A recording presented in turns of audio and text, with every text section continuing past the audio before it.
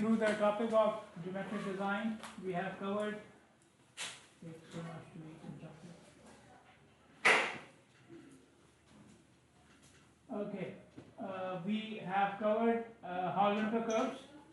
And now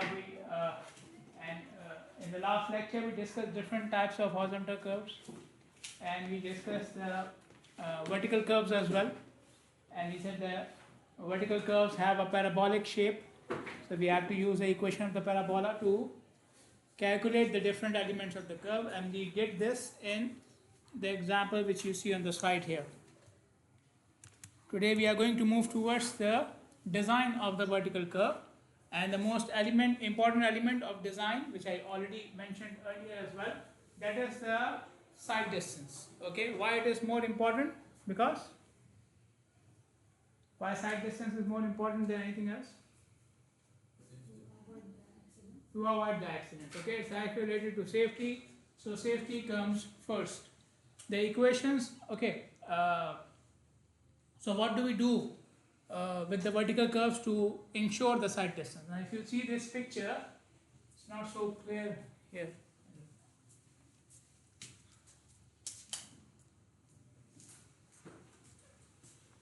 Okay, so this is a vertical curve, okay?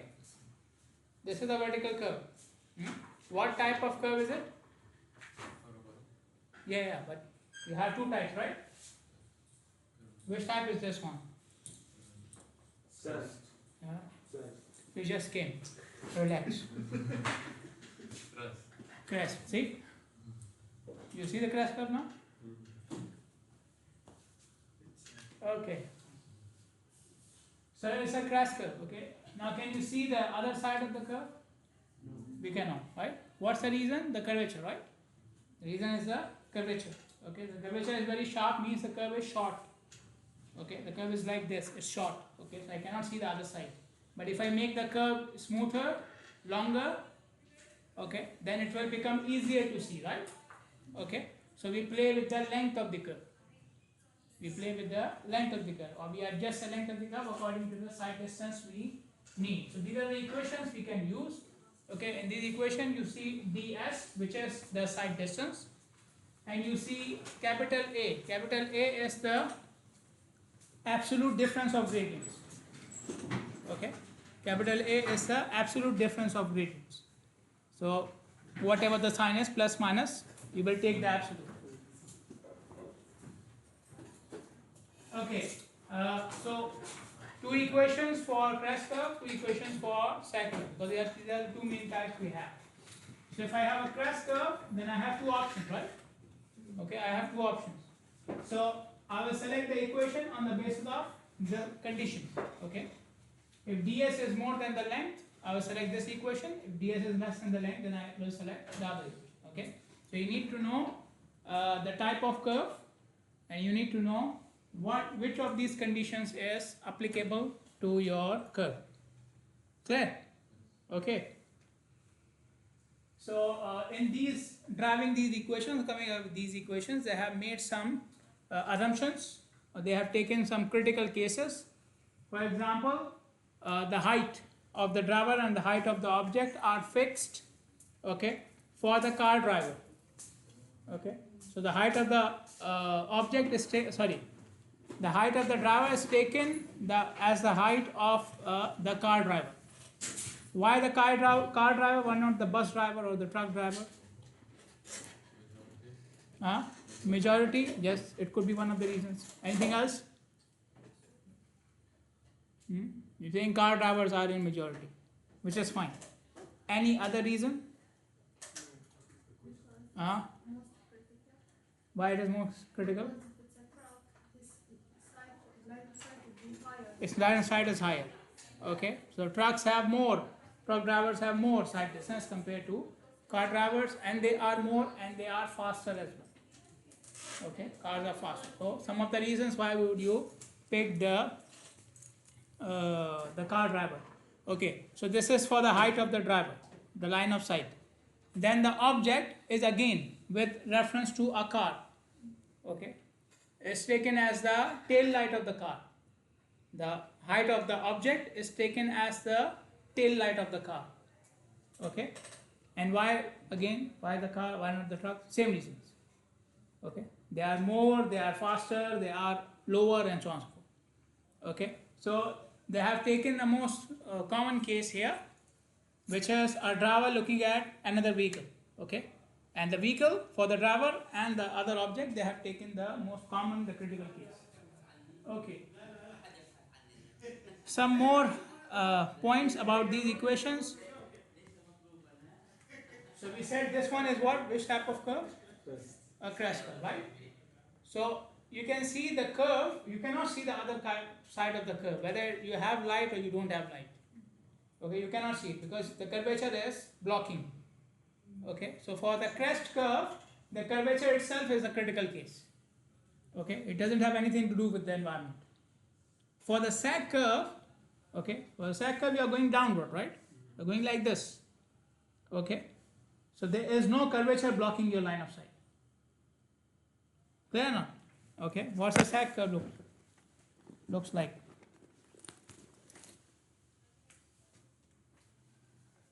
This is a sag curve, right? So if you are at this point and you are trying to see the other side, there's no problem, right? You can see it. Okay.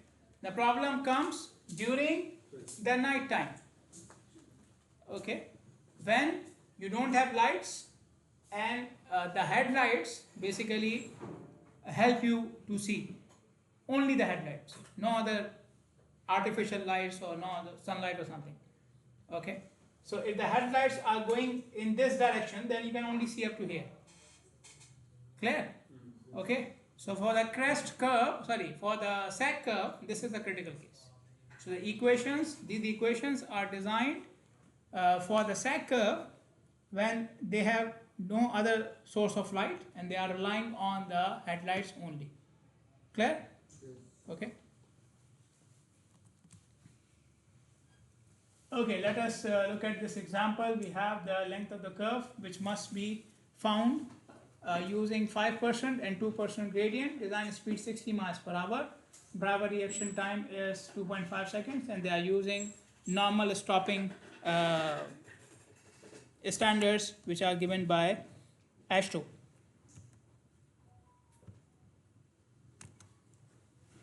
Okay, so we have to find out the length of the curve, right? Length of the curve depends upon what?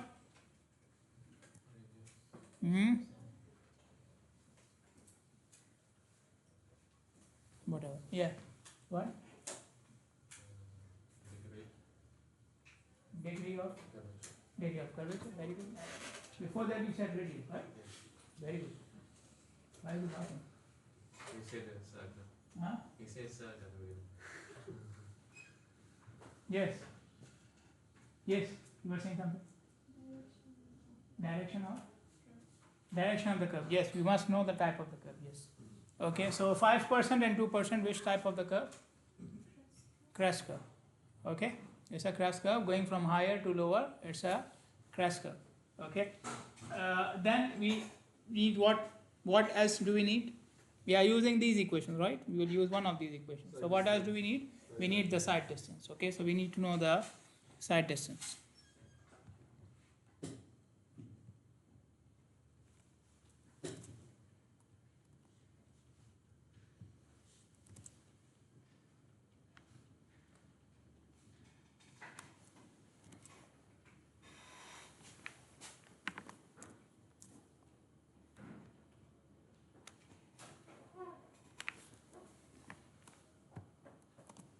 Okay, side distance is ds. ds can be calculated as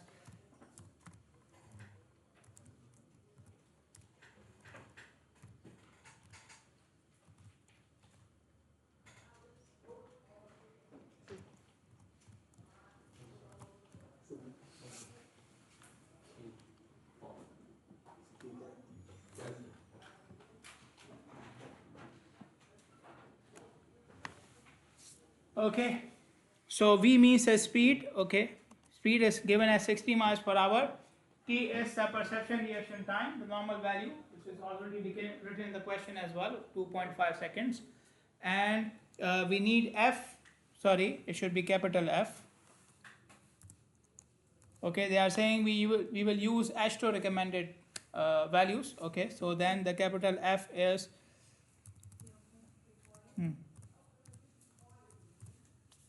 okay, this is the actual recommended value. We calculated it earlier and we have used it in other examples as well. Then I need what? What is G? The gradient. Okay, now what is my gradient? Maximum gradient. Sorry? Maximum. Maximum gradient. Yes, obviously we should take the maximum gradient because we are looking for the critical case, right? Okay, we have two values, we should look for the maximum gradient. Maximum is the lower gradient is good, okay? Higher gradient is the problem, right? Okay, higher gradient is the problem.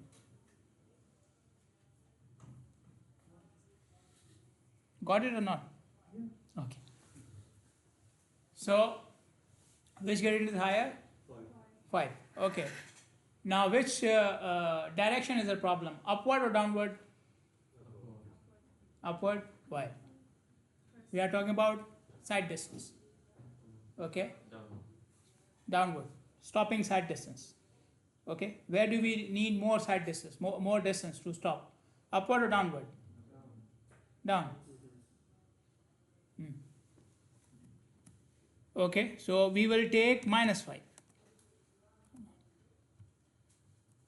Okay. We'll take -5. Why -5? The question doesn't say -5.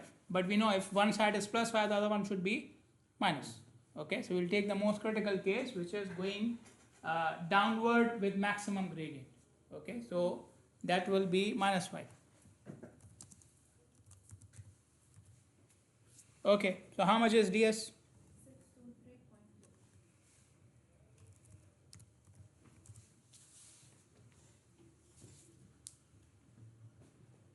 623.2. Okay.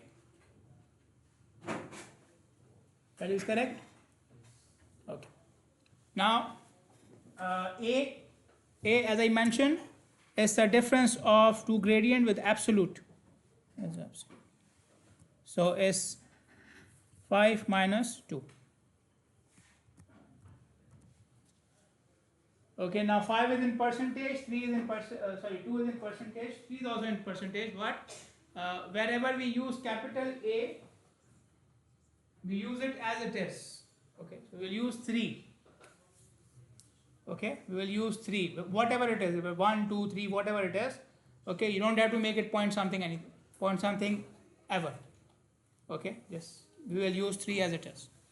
Okay, so now we have crest curve, right? And we have two options. Okay, it depends upon whether the length is less or more than the side distance. I know the side distance, but I am trying to find out the length. Okay, so I don't know which equation. Okay, clear? Okay, you give me from this equation and you give me from the second one.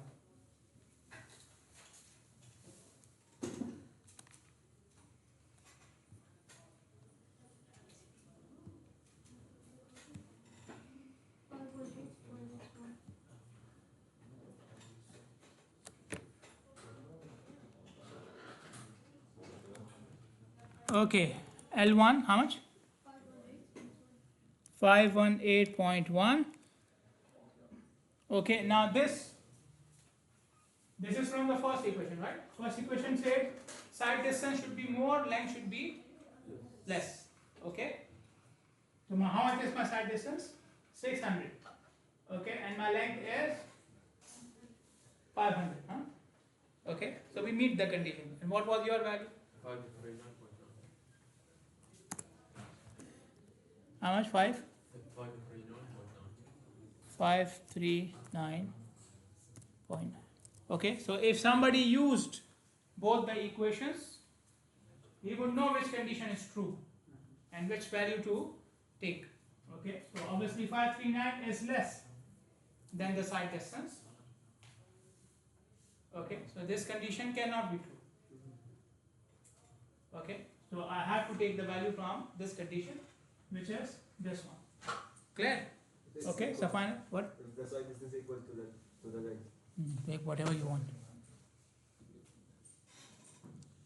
Okay, clear?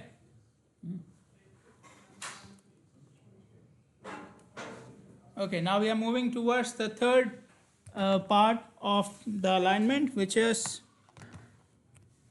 the cross section. Okay, so we discussed about the horizontal alignment, which was in the plan view.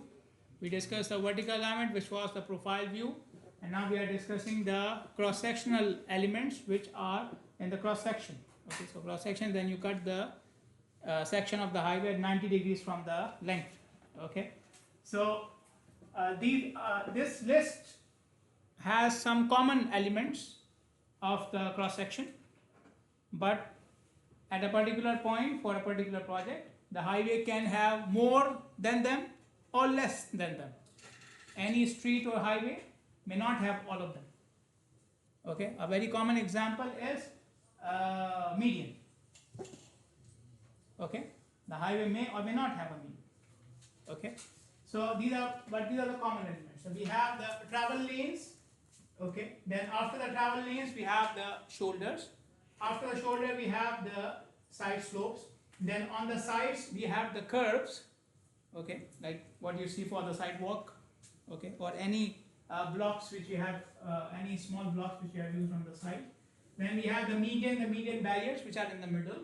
Then we have the guardrails which are at the side.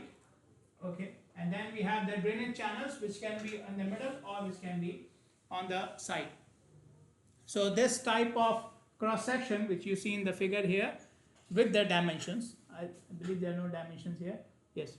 So this type of drawing must be drawn after every station for the project which you have for your design. Okay, station means 100 feet or meters, okay, depending upon what units you are using. So this type of cross section should be given to the contractor for every 100 feet or meters, and plus in addition wherever you are changing the design of the cross section, okay, then you have to provide extra details for those points. Okay, so the number of lane changes after 20 meters, you have to provide a drawing after 20 meters. You will not go for the full station then. Okay, so one station at least, plus wherever the dimensions are changing. Okay, the first element we will discuss its travel lanes, which is normally called as a pavement. And these are the lanes which are used for vehicle operation, so their design depends upon the function or the operation of the vehicle. The standard width of lane is 12 feet. We have used it in previous examples as well. Okay, and in meters then it becomes 3.6 meters. They consider this as the optimum value. Okay, according to their research, this is the optimum value. If you go more than 12 feet, then the effect on traffic flow is very low, negligible. Okay, so 12 feet and less, then it has an effect. How less you can go up to 9 feet. Okay, 9 feet is according to the dimension of the vehicle. Okay, a normal car is around 8.5 feet. Okay, so the parking spaces are 8.5 feet, 9 feet, something like this. Okay, so this is the minimum you can have to accommodate one full vehicle. Okay, you may go for more than 12 feet or whatever standard you are using, okay, for the lane width on the curves. Okay, and this is done for what? For trucks, okay, heavy vehicles. What is the effect of lane width on the traffic? When you reduce the lane width, the speed reduces. Okay, now there is no equation to calculate the lane width and the shoulder width and to calculate whether we should have a median or we should not have a median. There is no equation for that, but you can fix these elements and you can see the effect on traffic flow using the equations which you already used earlier. Okay, so if you go back to the previous topics, then you will see equations in which you are using the lane width and the shoulder width and the factors for them. Okay, so if somebody comes and says I want an equation which will give me the value of the lane width, we don't have that. Okay, but they can fix a value and they can see what will be the effect on traffic, and then they can decide whether we should take this value or not. Okay, so there is an indirect method of calculating these cross-sectional elements by looking at their effects. Okay, so as you mentioned, if you decrease the lane width, then it has a negative effect on traffic flow, speed and capacity. So narrow lane widths are normally used where the roads have low speed and low volumes. Okay, all lanes should have a cross slope as well, and the main purpose of the cross slope is drainage. Okay, so all lanes must have some sort of slope going towards the side to have drainage. Okay, adequate drainage according to how much rain you are expecting. Okay, and if you have, this is for normal cases, but if you have curves, then you don't provide cross slope, you provide super elevation. Okay, so there are two cases, but in all cases there should be some sort of slope available, cross slope available for the lanes. Okay, whether they are on the curve or not on the curve. If they are on the curve, then that slope is called as super elevation. But even if they are not on the curve, you cannot make them level. Okay, for the purpose of drainage. So these are some values given, some ranges given according to the type of road. So you can go from 1.5% to 6%.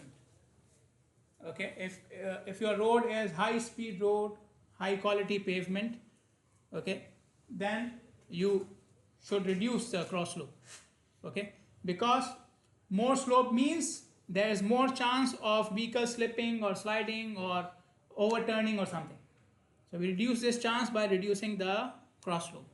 Okay, and the reverse for the other roads. Okay, low type of roads, low type of pavements can have higher slope because the speed and the volume is low there. Yes. What decides if it's low type or high type pavement? What decides if it's low type or high type pavement? What decides is the traffic volume. I don't have a limit here, but it depends upon traffic volume. Okay, so on roads which have more volume, then the pavement quality is also better.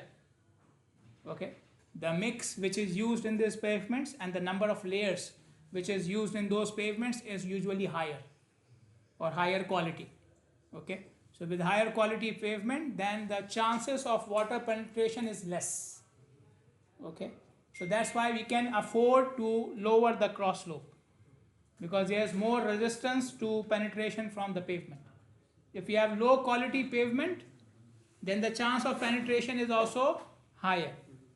Okay, so there then we need the higher slope as well. Okay, so these things conform to each other. What should be the direction of the cross slope? You can make it all in one direction, or you can make it in two different directions, depending upon where you have the drainage channel. The main purpose is drainage, right? So when the water will drain, do you have any arrangement to take the water away from the road? Okay, do you have any channel or pipeline or gully or whatever? Clear? So it depends upon where you have designed that drainage channel. If it is super elevation, then where is the direction of super elevation? What? In the direction of the curve. Now you cannot change it. You cannot change it. So then you have to make the drainage channel there. You have to, because super elevation, you cannot change the direction based on drainage. So the main aspect there is safety. Okay, so safety will take the precedence. Then if you have multiple lanes, okay, you can, or we normally do increase the cross slope from the outer to the inner lanes. Okay, outer lanes have less cross slope as compared to the inner lanes, and normally we increase it by 0.5%. Okay, so if one has 1%, the other one can have 1.5 and 2 and so on. Okay, this is done to increase the drainage towards the edge of the road. We want the drainage to be faster as the water is going towards the edge of the road. Okay, then we have shoulders. Shoulders are parallel to the lane, they are besides the lane. Okay, and pay attention here, what they are there to accommodate stopped vehicles. Okay, not the vehicles going at 150 kilometers per hour. Okay, but if you are getting late for the classes, okay, loud. Okay, shoulders also provide, they can be used for emergency use as well, emergency vehicles, and they also provide support to the pavement structure. Okay, so your main pavement is what? The lane. Okay, but when you give the shoulder, then you make sure the shoulder is stabilized, compacted. Okay, in many cases it will have the asphalt surface as well. Okay, so the shoulder itself becomes stable. Okay, so it provides more support to your actual lanes. Okay, your lanes. So it becomes like a structural element for your pavement. Okay, pavement meaning the lanes. Okay, so if you just keep it as it is, then it will be less stabilized. We also obviously even without the shoulder, you have to take care of the sides of the road. Okay, but with shoulder, it's better stabilization and compaction and surface. Okay, so those shoulders which are just compacted, okay, they are called as stabilized shoulders. So they don't have the pavement surface. Okay, the asphalt surface. If they have the asphalt surface, then we call them the paved shoulder. So they are stabilized and they are paved shoulders. Okay, since the shoulder may have different material than the lane, okay, so there could be a joint between the shoulder and the lane. Okay, and then there's a chance that during the drainage the water may go into that joint. Okay, so that joint needs to be filled and it needs regular maintenance then. Okay, shoulder width, the shoulder can be as wide as the lanes, especially in rural areas. Rural areas mentioned because the highways in rural areas are faster. So on high speed roads, the shoulder width should be more, as much as a car requires, the full width. Okay, so it can go up to 10 feet as well. Major arterial as well. Yes. The reason is if there is a vehicle stopped or going out of control or tire burst, whatever happens, the driver has to stop. He will stop on the side, and the shoulder is wide enough to take the entire vehicle. So it will not create any disturbance on the road itself, because on high speed roads, if you have a car on the road which is stopped, the chance of a severe crash is also higher. You want to avoid this. And obviously, if this doesn't happen, then you will have the problem with the traffic. Okay, so to reduce this chance, then we increase the width of the shoulder. On other streets which are for low volume, low speed facilities, then you can have a shoulder which is very narrow. So it can go as narrow as only 2 feet. Okay, just to provide some extra space besides the road. Okay, just for fun. Okay, so in those cases, you have, if a vehicle stops on the side, it's blocking part of the road then. Okay, but in that case, it's not so dangerous. Okay, what are the functions of the road? The first one I already mentioned. The second one is it can act as an accident recovery area. Okay, so you have some problem with your vehicle, you hit something on the road, now you are trying to get the control back, you are trying to stop your vehicle, okay, or tire burst, now again you are trying to stop, okay, so it will take some time till the vehicle will stop or you will get the control back. So you can do all this on the shoulder. On the shoulder is supposed to be empty, okay, so it can give you a chance for accident recovery. Shoulder increases driver ease and confidence, and then it has a positive effect on the speed and capacity of the road. Okay, why? Because shoulder is supposed to be clear area. Okay, so when you give shoulder, you are increasing the clear area. Okay, and with more clear area, then all these things happen. Driver feel more confident, more at ease, and go at higher speed, and so on and so forth. Okay, so it is not for the operation of the vehicles, but providing it has an effect on the traffic in the lanes. Okay, and it can again, because of providing more clearance on the side, then it increases the side distance on the horizontal curves. Because on the horizontal curves, the side distance depends upon what? The clearance on the side. Okay, so a road which doesn't have a shoulder and the road which has a shoulder, on the horizontal curve, the one which has a shoulder will have more side distance. Okay, because of the empty space of the. So you have the lane and the shoulder then. Okay, so the shoulder provides you more side distance. Okay, you can use shoulder for maintenance activities as well. Okay, so you are doing some maintenance work, now you have some material, so the construction work will begin next morning. You have some material and equipment on the site. Where do you store it? You can put it on the shoulder. Okay, and in some cases they are doing something on the lane and the shoulder is open for the traffic then. Okay, so it can help during the maintenance operation. It can also be used as a space for snow removal storage, okay, like snow falling from the sky. Like environment, very good. Okay, so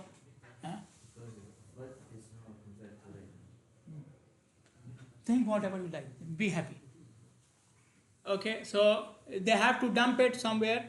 Okay, once they remove it from the road, they have to dump it somewhere. They have to wait till the truck comes, the dumpster comes, and this can be used for storage, temporary storage. It provides again some clearance between roadside objects and the lane. Okay, the shoulder is clear, so any roadside object, you have guardrail, you have light pole, you have trees, will be after the shoulder. Okay, so there is some extra space available for you between the any dangerous object and the lane itself. Okay, otherwise if it is just on the edge, there are more chances you will scratch and hit them and so on. What else? Yeah, it adds to the drainage as well because of the extra side slope which you can give on the shoulders. And yes, the last point I already mentioned, that can act as a support as well.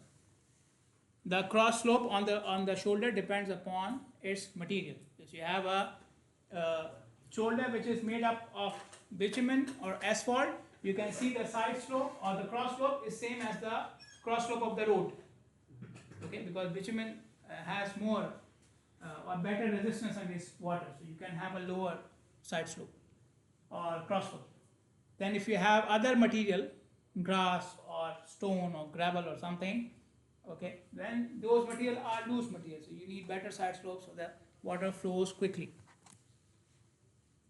And then we have the side slopes and embankments. Okay, this comes after the shoulder.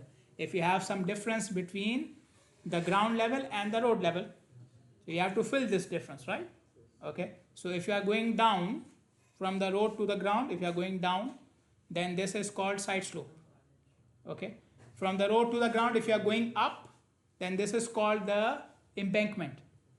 Okay, so going down is the side slope, going up is the embankment. In general, they call it the embankment. Okay, now what happens if this side slope or the embankment is not stabilized? Okay, now this is very clear, right? If this is not stabilized, then the material can the material from this can fall on the road. Okay, and it happens in the mountainous areas. This is called landsliding. Okay, it happens especially in the rainy season, the mountainous areas. It's very common. Okay, the second is when you have the side slope, right? So again, if this is not stabilized, now this is supporting your pavement, right? If this is not stabilized, and the pavement itself will collapse. Okay, so we need a stabilized side slope or embankment. Okay, its stability is important for the safety on the road. So if you cannot maintain stabilization, then you may even go for a retaining wall. Okay, so it's like a wall, okay, with concrete and steel and so on. It will be a vertical structure that you will make, okay, just to secure the road from anything on the side or from collapsing. Okay, so some values are given here for the side slope based upon where you are using it and what you are allowing on the side slope. So if you are allowing any maintenance equipment, some gardening equipment, there is some grass area or something like this, and the equipment should be stored on the side of the road. It can be stored here. Then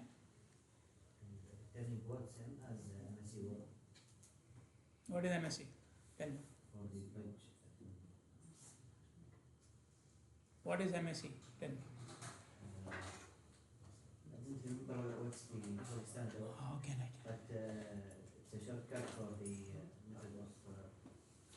of that wall. Similar, but it is still stabilized. It's similar, but it's still stabilized. So it's not exactly the same as retaining wall. Okay, but it's very similar to it. Okay, people who went to the site visit, the first one, they showed us it was being made. Okay, the one towards Bosetin. Okay, anyways. So if you want to store some equipment on the side of the road, then the side slope can go up to only 3:1. Now you can see the difference between this one and the cross slope. Cross slope was 2-3%, and here 3:1 means 33%. Okay, so it's increased by 10 to the power. Okay, yes, my friends, I can hear you. I shouldn't. Okay, even if you don't hear me. Okay, I shouldn't hear you. Got it? Okay. So, but it's still higher than the cross slope of the road. Okay, but you have to take care that there is no chance of falling of this equipment. Okay, if you are using the side slope for accident recovery, okay, again something which I mentioned earlier. Now, you say if a vehicle is out of control, okay, it can go up to the side slope. So we have the lane, then the shoulder, and then the side slope. Okay, so we are saying, okay, we can have a case where the vehicle may slip or go out of control or hit something and then go to the side, and we are allowing it to go up to the side slope. Okay, now the vehicle is going inside there, right, and there's the driver inside, there could be passengers inside. Okay, so we then reduce the side slope. Okay, we reduce the side slope so that out of control vehicle does not fall over. Okay, so then you reduce the side slope for 4:1. Okay, if you don't allow it, if you're saying, okay, accident recovery will not happen on the side slope, it should happen before the side slope, then you have to stop the vehicle from going there. Okay, a barrier. Okay, so you have to put something which will stop the vehicle to go onto the side slope. Okay, so that is important. If you have good climate conditions and you want to have some greenery, grass, trees and so on the side slope, you can go up to 2:1 as well. Okay, and if you have a soil which is unstable, we try to make the side slope using natural material. Okay, so if the natural material is unstable, then a side slope could be as low as 6:1. So the value of side slope depends upon two things. The first thing is the height of cut or fill. What is cut and fill?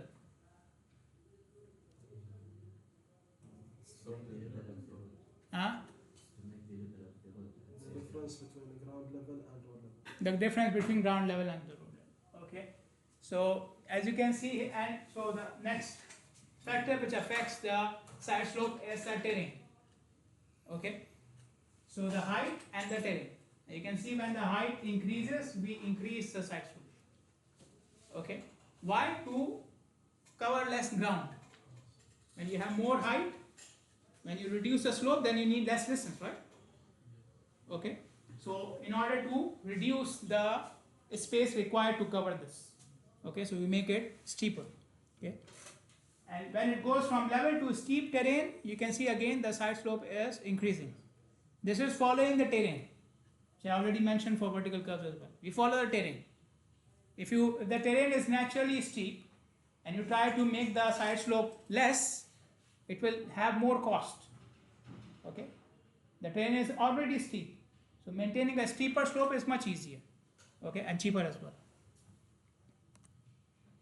Okay, then we have the guardrails, the barriers, whatever you call it. Okay, so the guardrails can be on the side of the road or they can be on the median. The main purpose of the guardrail is to avoid the vehicle to go towards the other side.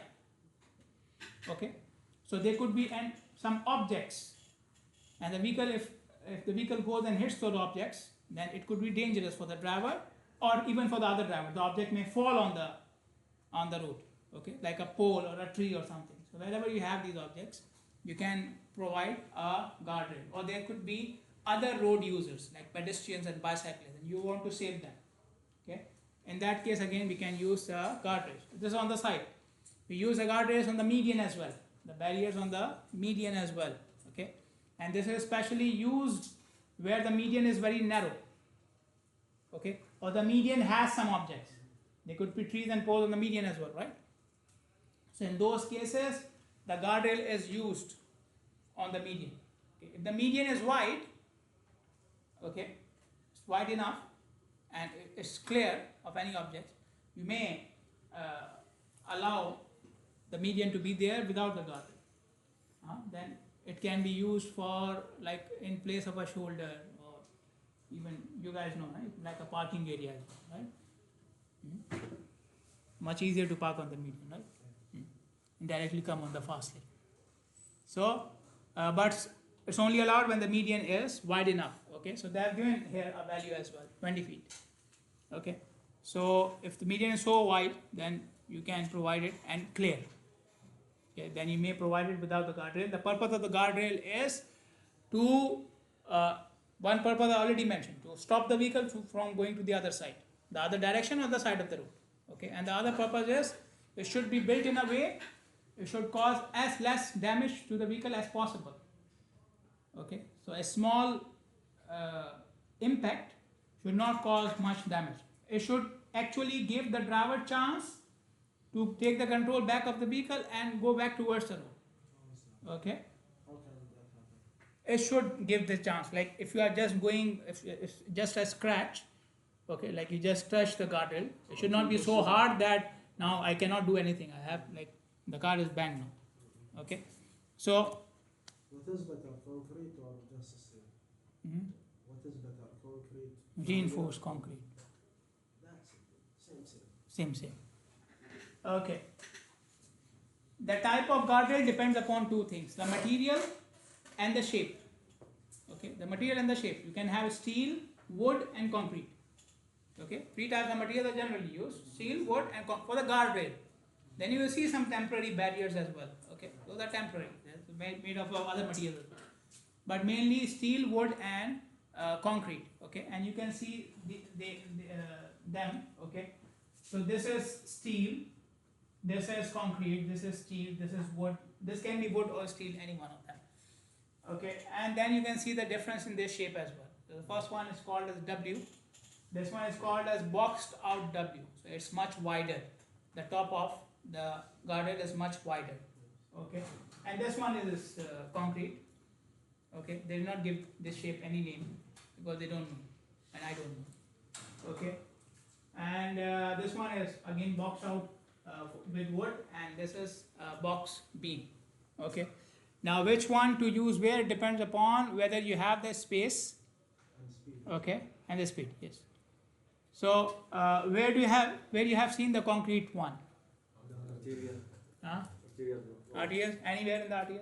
Highways. Which highway? On the bridges. Okay, mainly on the bridges, because concrete barriers are harder, rigid. It's a rigid material, right? Rigid means what? It doesn't move. It doesn't bend. You were saying something? Stiffer, yes. The English class. Rigid means stiff. It doesn't bend, right? Okay, but the others, they can bend. Okay, so then they, when they bend, they are taking some of the shock of the impact. So then they cause less damage to the car. But because of bending, they are also allowing the car to move forward. That's why we have it on the bridges, the concrete. Okay, because it's a bridge, right? If Because they fell down, so now they place the proper approach. which fell down. There's accident before. Uh-huh. One car fell down the bridge. So In the sea, right? In the sea, there was an accident in the sea as well, right? Near Bahrain Bay. And you were. Because that they replace it with concrete. But anyways, you get the idea, right?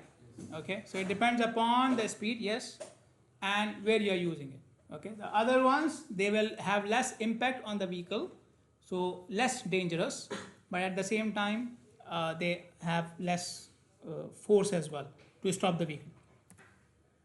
Okay, another problem with guardrails is their end, where the guardrail is ending. Okay, so you see this one. Okay, now you can go here, you can go here. You're coming from this direction, right? Okay, so if you do not pay attention and this padding was not there, this board was not there, you will have steel bars directly in front of you. Okay, you can imagine what will happen. Okay, we had a crash like this in Karachi where the reinforcement bars were on the truck. Okay, and the car hit the truck and the bars went directly into the windscreen. Okay, so obviously this cannot be allowed, right? So we do different types of treatments to avoid the direct impact of the end of the guardrail with the car. Okay, so this is one of them. Okay, you provide some kind of padding or a board. This is another one of them. You provide soft material in front of the bar. Okay, this is another one of them. Okay, we discussed them in control devices. They are called object delineators. Okay, and They can't these from the photo. yes. I was just searching for the right picture. I found this. Okay, but you get the idea. Huh? Okay. Yes. Doesn't mean you start coming from there. Yes, I will go and check. Okay, but even if you are coming from this side, you can see this over here. Actually, I didn't find this coming from the right direction. Okay, so there are delineators in front of it as well. So these are methods to warn the driver, stop the driver to go and hit. Okay, and this is a method where even if it hits, it will hit this board. Okay, and one more method, you have to zoom into the slides. Okay, it's not very clear here, but sometimes this is the end. Okay, and where it is ending, then they bury it in the ground. The end of the guardrail is buried into the ground. Okay, so the end is not like this, it's going down into the ground. Okay, so again, the purpose is, or the point is, wherever the guardrails are ending or they have a joint, you have to make sure that it is safe for the driver. Okay, drivers are supposed to drive, so you have to make them safe. Clear? Okay, any questions? Okay, so this is the last lecture, the last slide. Okay. What? Really? The last Yeah, section? yeah. You don't believe me? I can't live without lecture. Oh, very good. Because of him, we will have another chapter. Okay, but see, now you have 2 exams and we have finished the course. Okay, so you have an exam next week, 3rd of December. Week after, we will have the presentations. Okay. You have the exact date for each presentation. No. I can, if you want me, I can decide, I can give you the time. You have to come at that time, but some of you are from different sections, so. Okay, I would prefer that we finish on like the next week, Sunday or Monday, we finish everything. Okay, I would prefer that, but